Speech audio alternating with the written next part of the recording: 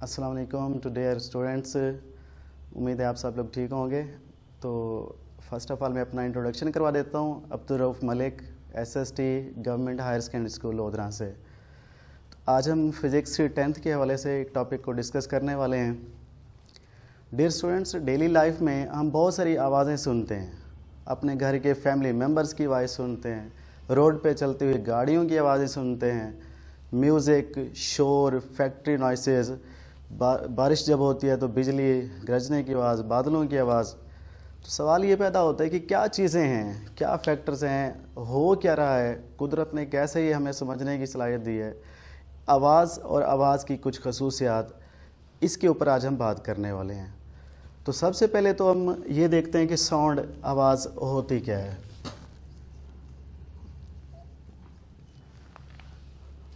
Dear students, हम देखें daily life में रोशनी से हम फ़ायदा उठा रहे हैं। हम क्या कहते हैं कि रोशनी एनर्जी है। अपने बाजू से काम करते हैं, ज़ोर लगाते हैं, एनर्जी है।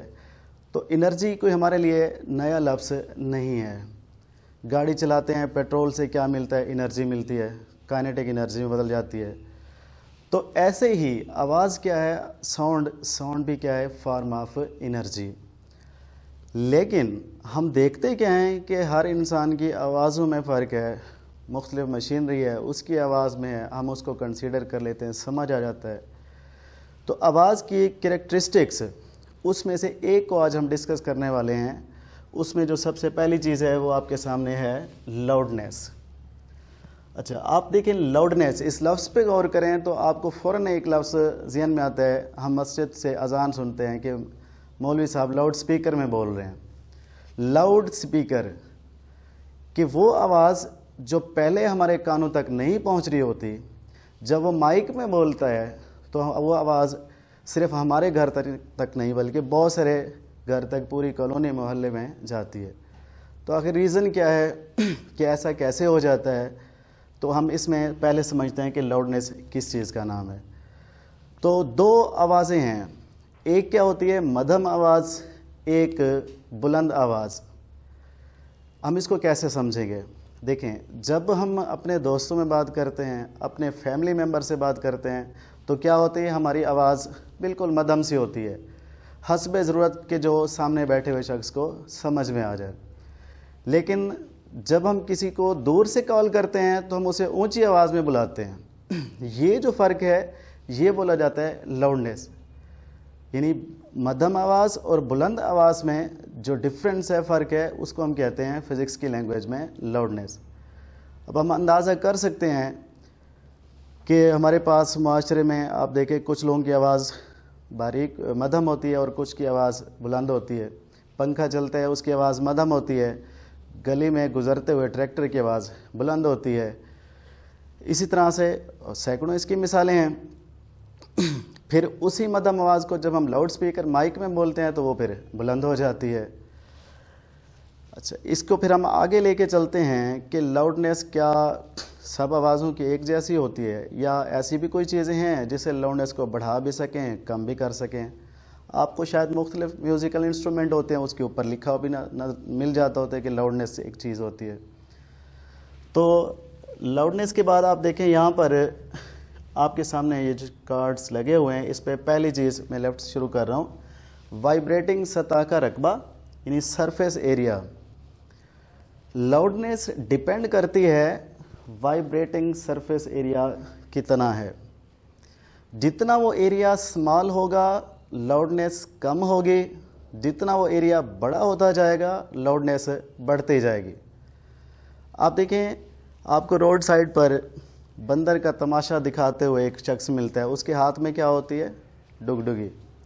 उसके ऊपर जो उसकी सरफेस है आप देखें बिल्कुल स्मॉल पीस होता है, तो उसकी आवाज़ वहीं खड़े हुए चंद लोगों तक पहुंचती है।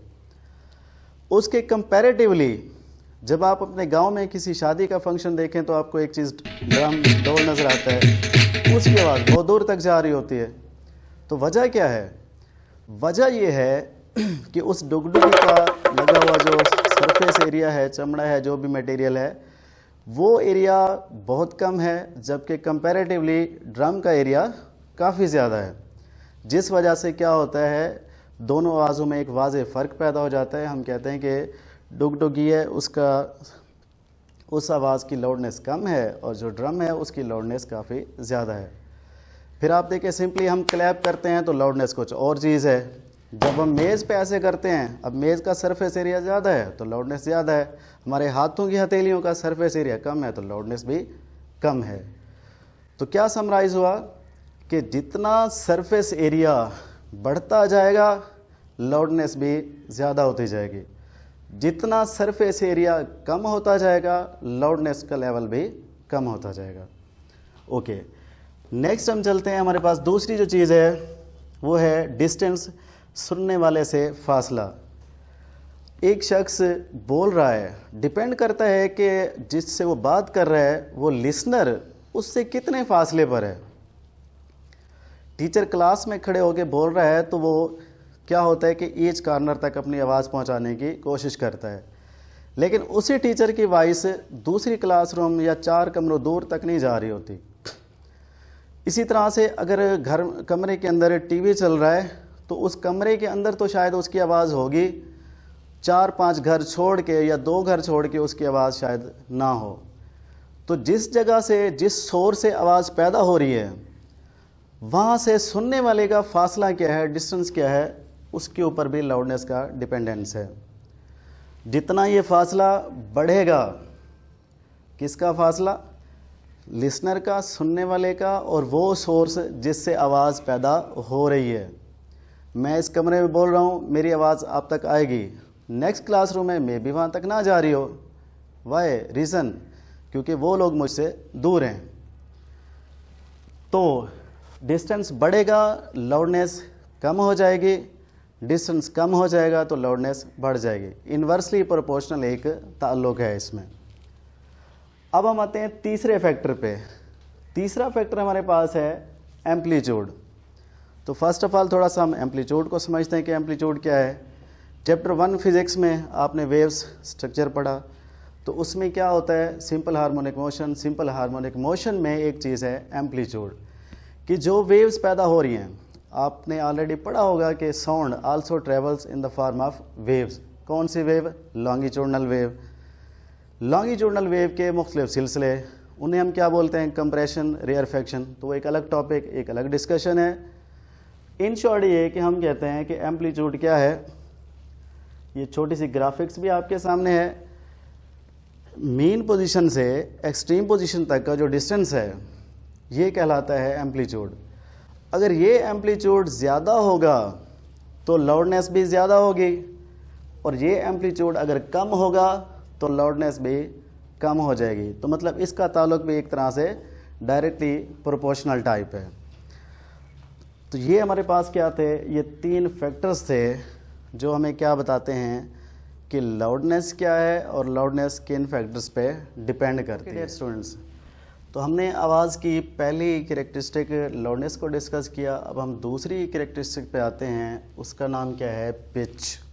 हाँ जी, बड़ा फेमस वर्ड है। एक तो हम सुनते हैं क्रिकेट पिच होती है, ये कौन सी पिच है? तो ये क्रिकेट पिच नहीं है, बल्कि ये क्या है, आवाज़ की जो खसूसियात कैरेक्टरिस्टिक हम डिस्कस कर रहे थे उसी में एक चीज़ है पिच। अब इसको हमने समझना है कि पिच क्या है, कैसे वेरी करती है।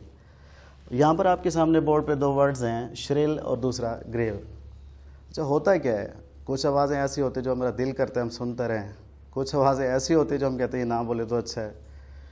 तो ये जो डिफरेंस है ये क्या बताता है, श्रिल बारीक आवाज़, ग्रेव भारी आवाज़। आप देखिए बच्चे, फीमेल, उनकी आवाज़ें क्या होती हैं, नेचुरली बारीक होती हैं, और जो एज बढ़ती जाती है मेल होते हैं उनकी आवाज़ क्या होती है, भारी होती जाती है। इस कैरेक्टरिस्टिक को हम क्या बोलते हैं, पिच। यानी क्या बोलेंगे हम कि बारीक और भारी आवाज़ का जो फ़र्क है, ये डिफरेंस साउंड की प्रॉपर्टी क्या बोली जाती है, इसको हम कहते हैं पिच। अब सवाल ये पैदा हुआ कि पिच हमें समझ आ गई, ये भी प्रैक्टिकल लाइफ में पता चल गया कि हाँ जी, बच्चों की आवाज़ उसकी पिच ज़्यादा है, फीमेल की वॉइस है उनकी पिच ज़्यादा है, जो मेल हैं उनकी आवाज़ की पिच कम होती है, इसलिए भारी महसूस होती है। इसी तरह मशीनरी में आप देखें, कुछ मशीनें, ट्रैक्टर को देख लें, हेलीकॉप्टर की वॉइस को देख लें, काफ़ी भारी आवाज़ें होती हैं, गड़गड़ाहट होती है, शोर महसूस होता है।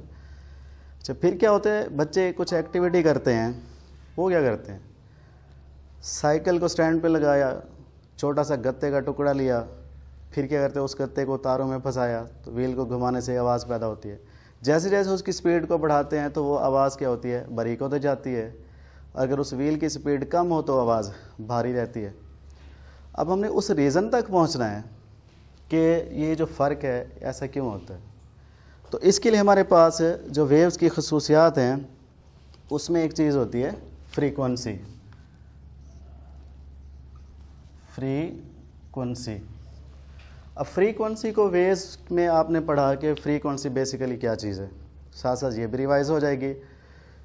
एक सेकंड में किसी भी मीडियम से पास होने वाली वेव्स की तादाद, जैसे मैंने अभी बताया आपको कि इमेजिन करें कि बच्चे ने साइकिल स्टैंड पे लगाया, गत्ते का टुकड़ा है, बड़े ज़ोर से व्हील घुमा रहा है। एक वो स्पीड है कि जब एक सेकंड में बहुत सारे टर्न्स आ रहे हैं, रोटेशन हो रही है, और एक वो स्पीड है कि जिसमें कम रोटेशन आ रही है। जहाँ पर रोटेशन ज़्यादा है, नंबर ऑफ साइकिल ज़्यादा हैं, तो आप देख रहे हैं कि आवाज़ बारीक होती जा रही है। You can also do at your homes. तो फ्रीक्वेंसी क्या है कि यूनिट सेकंड में पास होने वाली वेव्स की तादाद। तो पिच का ताल्लुक इसी से है कि जितनी फ्रीक्वेंसी ज़्यादा होगी, number of waves passing through unit area ज़्यादा होंगी, आवाज़ श्रिल होती जाएगी, बारीक होती जाएगी, और जितनी फ्रीक्वेंसी कम होगी, आवाज़ क्या होती जाएगी, भारी होती जाएगी। तो इट मीन हम सिंपली कह सकते हैं कि जो चिल्ड्रन हैं, फीमेल्स हैं, उनकी आवाज़ की पिच क्यों ज़्यादा है, इसलिए कि उनकी साउंड की फ्रीक्वेंसी ज़्यादा होती है as compare to old man या मेल। तो आज का टॉपिक जो था हम उसे 2 मिनट्स में समराइज़ करते हैं। आज हमने क्या कुछ किया, हमने साउंड की कैरेक्टरिस्टिक्स में आए। उसमें पहली चीज़ हमने लाउडनेस को पढ़ा। लाउडनेस क्या थी कि बुलंद आवाज़ और मध्यम आवाज़ का जो फ़र्क है वो लाउडनेस कहलाता है। लाउडनेस डिपेंड किन किन चीज़ों पे करती है, 1, 2 एंड 3। उसमें शॉर्टली वाइब्रेटिंग सतह का रकबा, कि जितना सरफेस एरिया कम होगा लाउडनेस कम होगी, जितना सरफेस एरिया ज़्यादा होगा लाउडनेस भी ज़्यादा होगी। दूसरा फैक्टर क्या था कि लिसनर और बोलने वाले का जो फासला है, कि जहाँ साउंड प्रोड्यूस हो रही है सोर्स, वहाँ से लिसनर कहाँ खड़ा है। अगर वो फासला कम होगा तो साउंड की लाउडनेस ज़्यादा होगी, अगर ये फासला ज़्यादा होता जाएगा तो लाउडनेस कम होती जाएगी।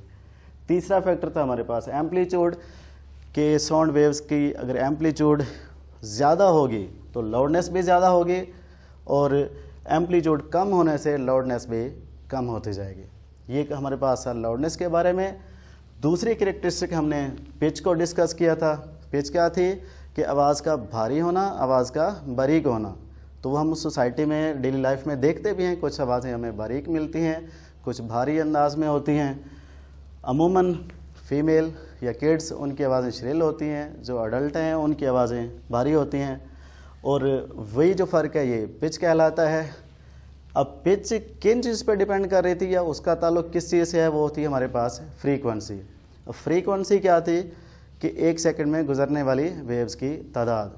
तो जितनी फ्रीक्वेंसी ज़्यादा होगी पिच ज़्यादा होगी, अगर फ्रीक्वेंसी कम है तो पिच भी कम हो जाएगी। आई होप सो कि आपको समझ आया होगा। With best wishes, thank you all of you.